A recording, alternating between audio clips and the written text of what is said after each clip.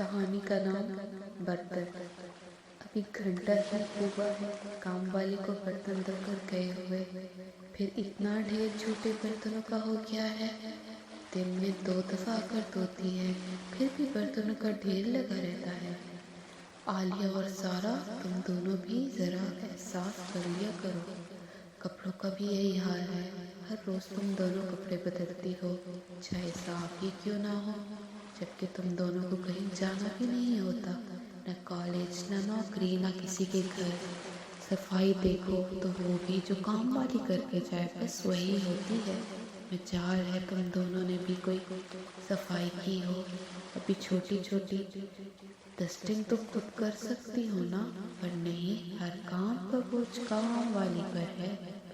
امی حسب معمول برتنوں کا ڈھیر دیکھ کر شروع ہو گئی تھی۔ امی، ہم پیسے دیتے ہیں کام کے، مفت تھوڑی ہی کرواتے ہیں جو آپ کو اتنی ہمدردی ہو رہی ہے۔ سارا، پیسے دینے کا یہ مطلب نہیں کہ کسی کا خیال ہی نہ کرے، پیسے بھی جب ہم پیسے ایکسٹرا نہیں دیتے تو کام بھی ایکسٹرا نہیں کروانے چاہیے۔ امی، اب گھر کے اور کام تو ہم خود کرتے ہیں، جو 2-3 کام ماسی سے کرواتے ہیں آپ چاہتے ہیں کہ وہ بھی ہم خود کریں؟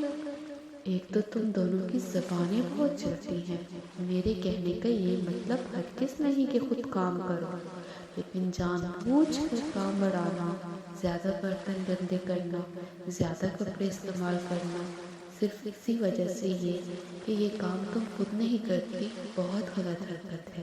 اگر کسی دن خود اتنے ڈھیر سارے کام کرنے پڑ جائیں تو تب کسی دوسرے کا احساس ہوگا۔ امی سچ ہو کر بولی، وہ دونوں سمجھنے کو تیار ہی نہیں تھے۔ ساری بات احساس کی تھی، اور احساس کسی کے دل میں پیدا نہیں کیا جا سکتا۔ منظر نمبر 2۔ میں کوشش کروں گی کہ کل شام تک واپس آ جاؤں۔ اگر اماں کی طبیعت زیادہ خراب ہوئی تو پھر پرسوں تک آؤں گی۔ اچھا، تم دونوں آرام سے رہنا، لڑنا نہیں۔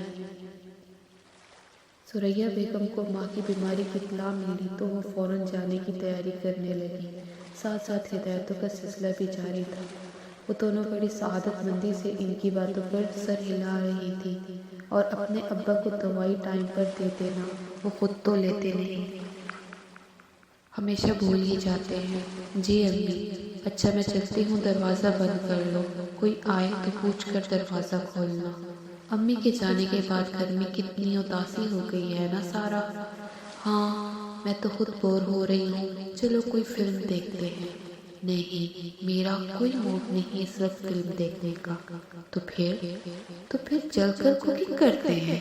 نہیں جی، میرا بھی کوئی ارادہ نہیں اس گرمی میں چولہے میں جلنے کا۔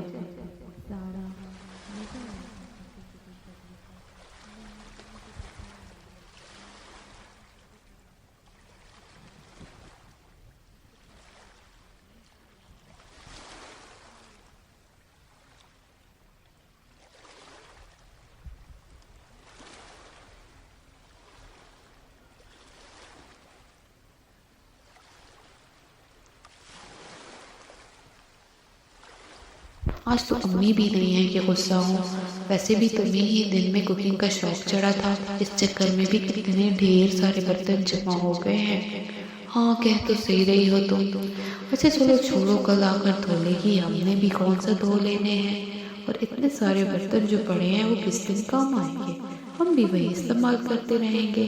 ماسی کو بھی مزہ آ جائے گا چھٹی کرنے کا، جب اتنے ڈھیر سارے برتن اکٹھے دھوئے گی تو۔ ہاں، یہی صحیح بات ہے عالیہ۔ اچھا چلو چل کر ڈرامہ دیکھتے ہیں، شروع ہونے والا ہے۔ منظر نمبر 3۔ اف، کون ہے دروازے پر؟ ضرور کام والی ہوگی۔ اب تو خبر لیتی ہوں اس کی، ایک تو کل شام بھی نہیں آئی اور اب دن کا 1 بج رہا ہے، یہ بھی کوئی ٹائم ہے آنے کا؟ امی نے بھی بہت سر چڑھا رکھا ہے۔ جی السلام علیکم۔ وعلیکم السلام۔ ارے تم کہاں ہے؟ تمہاری ماں کل بھی نہیں آئی اور آج بھی کتنی دیر کرتی؟ وہ باجی، مجھے اماں نے یہی بتانے کے لیے بھیجا ہے کہ باجی کو بتاؤ وہ پورا 1 ہفتے کام پر نہیں آئیں گے۔ اماں کو سخت بخار ہے اور ڈاکٹر نے انہیں آرام کے لیے کہا ہے۔ وہ لڑکا تو اس کے سر پر بم گرا کر چلا گیا اور وہ وہی گھڑی کی گھڑی رہ گئی۔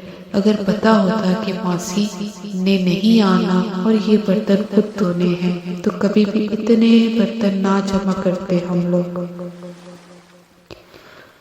کون دھوئے گا اتنے ڈھیر سارے برتن؟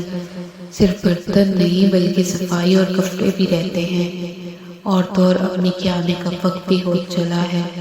ان کا ابھی گھنٹے پہلے فون آیا تھا کہ وہ بس پر بیٹھ گئی ہیں۔